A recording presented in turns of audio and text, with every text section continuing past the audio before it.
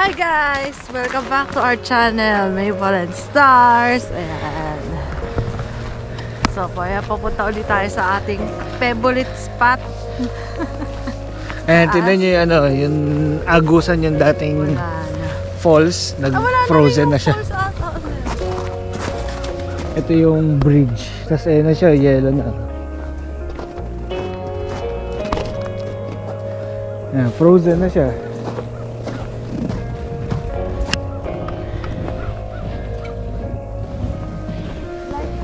Ano lang, magsishare lang kami ng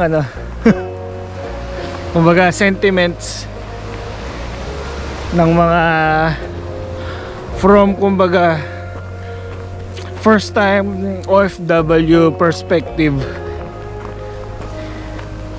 Share lang namin yung aming experience tungkol sa nagdaang season ng Pasko at Bagong Taon. Kaya ganito yung intro kasi medyo depressing yung content namin ngayon. Depressing ka dyan? Hindi. Ito, yan. Share lang namin kasi since kami ng asawa ko, first time OFWs kami. Tas dito sa Canada pa. Dito pa sa lugar na hindi ganun karamihan ng Pilipino. Oo. And share lang namin yung experience namin sa nagdaang season, yung Pasko tsaka Bagong Taon. Oo. Yung... Kamusta ba yung Pasko tsaka Bagong Taon?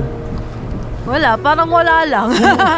Yun yung yun yung kaibahan ng Pasko tsaka Bagong Taon sa atin at tsaka Pasko at Bagong Taon dito sa ibang bansa. I'm guessing hindi lang siguro sa Canada, no? Baka pati rin sa US or sa baka sa mga, yung mga, yun nga, kasi kami nga, first time OFW namin, nakikita namin online dati. Sabi ko, uy, alungkot dito sa ganitong bansa, pagka ganito, Pasko Bagong Taon.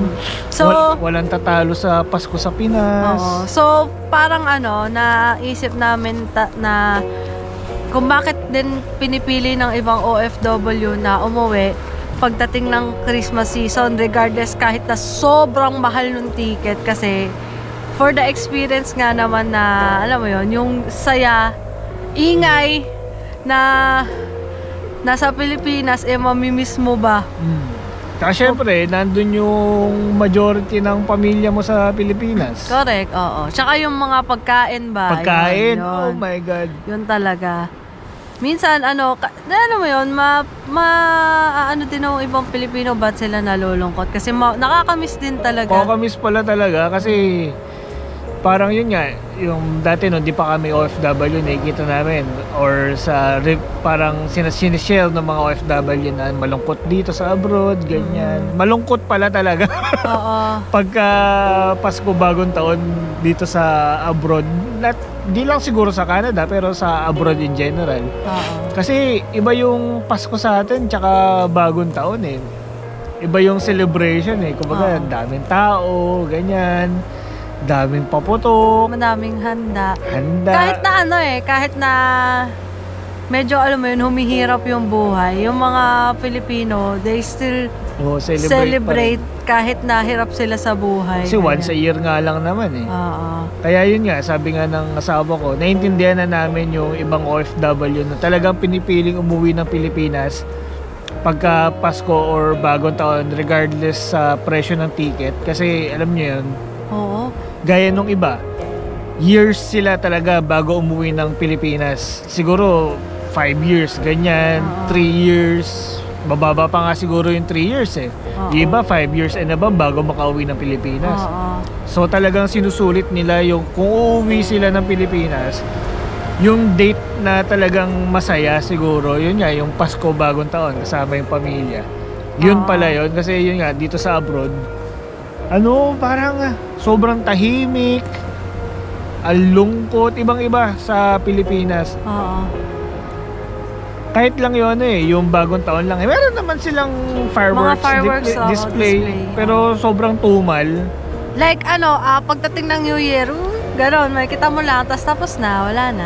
Tsaka parang ikaw syempre, lalo dito sa Canada, nakakawalang gana. Manonood ka pa ba ng fireworks display kung negative yung temperature sa labas, kung nanginginig ka sa lamig? Oo. Hindi na, no? Nakakatamad ng lumabas kung sobrang lamig para lang manood ng few minutes ng fireworks, unlike sa atin dyan sa Pilipinas na talagang masaya, maingay. Dito alas 7 pa lang, alas 8 pa lang tulog na yung mga tao talaga. Promise. Paano ang kain nila kasi ng dinner dito? Alas Nakahapunan, alas 4. Diyos ko Basta ibang-iba. Kaya tingnan natin kung kailan kami makauwi ng Pilipinas. Baka not anytime soon, syempre. Pero let's see. Pero kung uuwi kami ng Pilipinas, sabi ko dito sa asawa ko, Pasko at Bagong Taon kami uuwi. Pag-iipunan namin talaga. Regardless kung mahal man yan, doon kami uuwi. Pasko, Bagong Taon. Oo, syempre, yung pasyal at kainan, di ba? Pasyal, kainan. Paputok. Actually, ako na lang may uuwian sa Pilipinas kasi asawa ko, wala na siyang pamilya sa Pilipinas eh. Meron naman ako mga tropa. Ayan, mga tropa niya. Yan, pagka umuwi kami ng Pilipinas, for sure, for show. Yan. Kung uuwi kami, sabi ko sa kanya, Pasko tsaka Bagong Taon. Kahit mahal yung ticket. Oo.